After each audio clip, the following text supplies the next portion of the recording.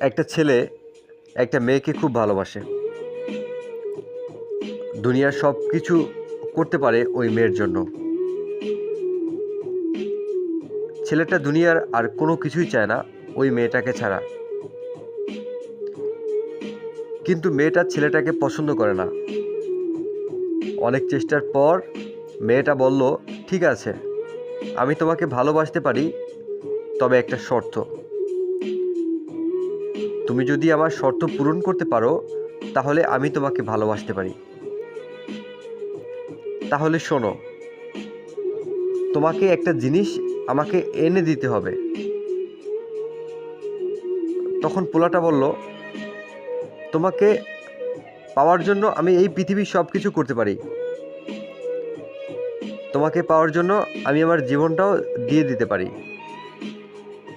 তখন মেয়েটা বলল, তুমি তোমার মায়ের কলিজা আমাকে আইনা দাও। তখন পোলা এক দৌড় দিয়ে তার মায়ের কাছে গেল। তারপর তার মাকে বলল, মা, আমি একটা মেয়েকে অনেক ভালোবাসি, তাকে ছাড়া আমি বাঁচতে পারবো না। ওই মেয়েটা একটা শর্ত দিছে,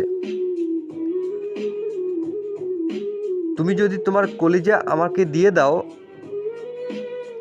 তাহলে ওই মেয়েটা আমাকে ভালোবাসবে। তখন মা বলল, তুই আমার একমাত্র সন্তান,